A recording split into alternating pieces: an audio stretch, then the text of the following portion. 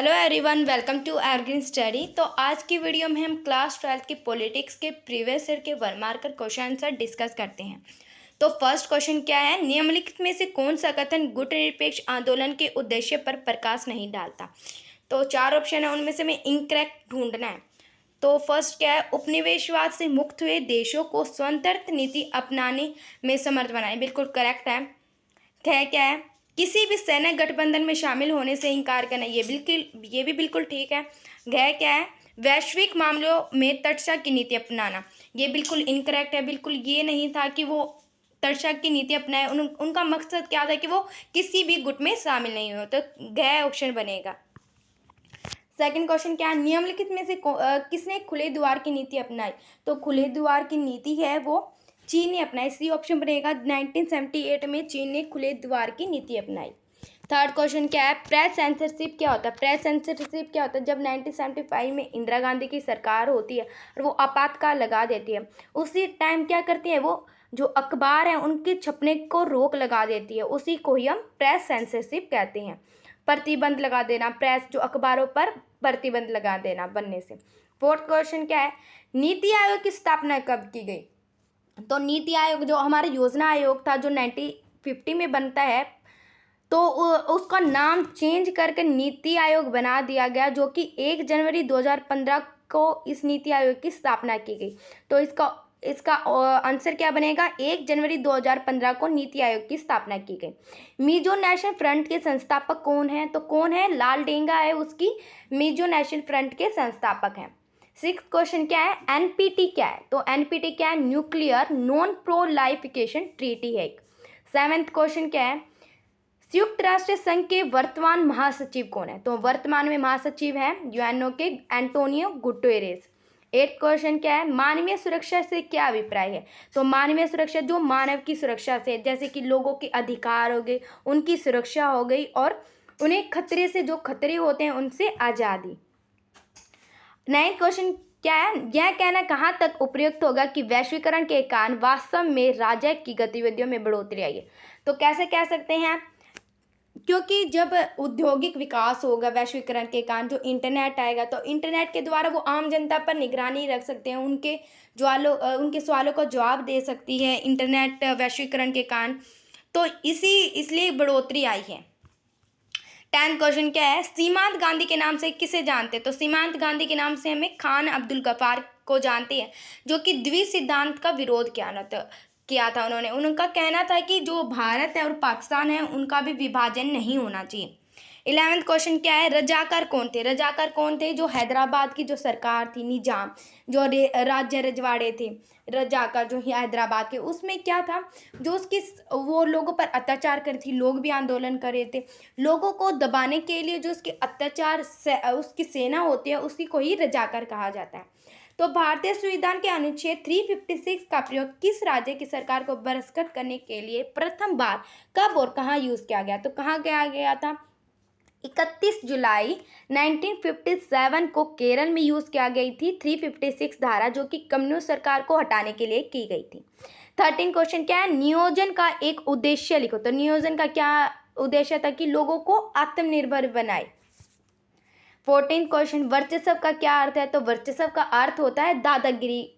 तो क्या होता है, हम एक वो लिखते हैं, परिभाषा भी लिख सकते हैं, इसके साथ ही ये भी लिख सकते हैं कि जो विश्व ने अनुभव किया 1991 के बाद, जो सरकार, जो देश है, जो हमारा विश्व है, वो एक ध्रुवीय हो जाता है और हमें अमेरिका का वर्चस्व देखने को मिलता है। 15 क्वेश्चन क्या है, भारत के किस क्षेत्र के राज्यों को 7 बहनों के नाम से जाना जाता है। कौन से राज्य को जाना जाता है, जो पूर्वोत्तर भारत होते हैं, जो पूर्वी एरिया के होते हैं।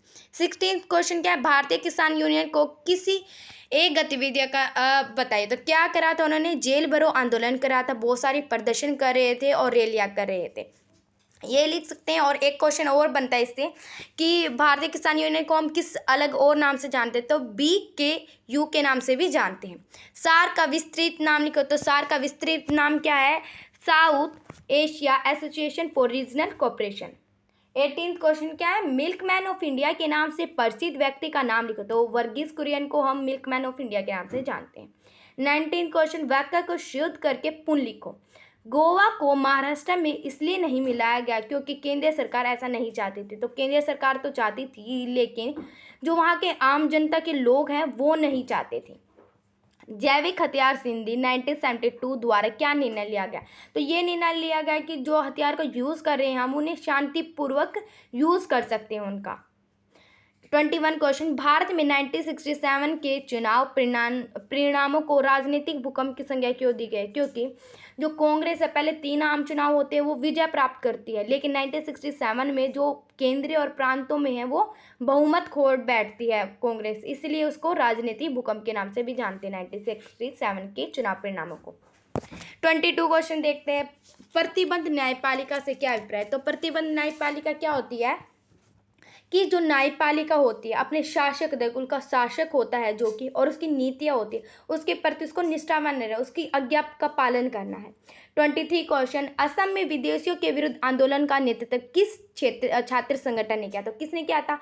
आसू ने किया था। जो आसू की फुल फॉर्म क्या है? All Assam student union. तो 24 क्वेश्चन है, दलित पैंथर का मुख्य उद्देश्य क्या था? तो दलित पैंथर का मुख्य उद्देश्य क्या था कि जाति प्रथा है उसको खत्म करना। 25 क्वेश्चन, आसियान का शाब्दिक अर्थ लिखो। तो पूरा विस्तृत में लिखना है हमें। तो the association of south east Asian nation. 26 question क्या है? नेहरू जी की मृत्यु डैश में हुई। तो कब हुई थी? 27 मई 1964 को हुई थी। 27 क्वेश्चन क्या है? निम्नलिखित को सही कर पूर्ण लिखे। तो फर्स्ट क्या है? नर्मदा बचाओ आंदोलन एक जातिगत आंदोलन था, इसको करेक्ट करना है। तो क्या करेक्ट है? तो ये एक सामाजिक आंदोलन था। सेकंड क्वेश्चन क्या है? समान नागरिक संहिता का संबंध अनुच्छेद 46 से, तो 46 से नहीं 44 से। थर्ड क्वेश्चन क्या है? पंजाब समझौता इंदिरा गांधी और लोंगोवाल के बीच हुआ होता है। तो ये क्वेश्चन मैं आपको दे रही हूँ, आप कमेंट सेक्शन में मुझे बताना है कि इसका आंसर क्या है, ठीक है। 28 क्वेश्चन, निम्नलिखित की सक्षम सही अथवा गलत का निशान लिखे। तो हमें बताना है कि संपूर्ण क्रांति का आह्वान जेपी ने दिया। तो जेपी कौन है? जयप्रकाश नारायण। ये बिल्कुल करेक्ट है, उन्होंने ही दिया था। 29 क्वेश्चन, भारत में चुनाव आयोग का गठन कब हुआ? तो चुनाव आयोग का गठन कब हुआ था? 25 जनवरी 1950 का। जो कि इसके पहले अध्यक्ष होते हैं वो सुकुमार सेन बनते हैं। हरित क्रांति का मुख्य उद्देश्य क्या था? तो मुख्य उद्देश्य क्या था कि जो कि खेती में क्रांतिकारी परिवर्तन लाने के लिए जो एक पहल की गई थी, जिसमें गेहूं और चावल है उसका यूज़ ज़्यादा बढ़ाया गया। नेहरू जी की मृत्यु रिपीटेड क्वेश्चन है, तो इसका मैं दोबारा आंसर बता देती हूँ। 27 मई 1964 को नेहरू जी की मृत्यु होती है। तो thank you for watching our channel. If you like the video please like share and subscribe my channel.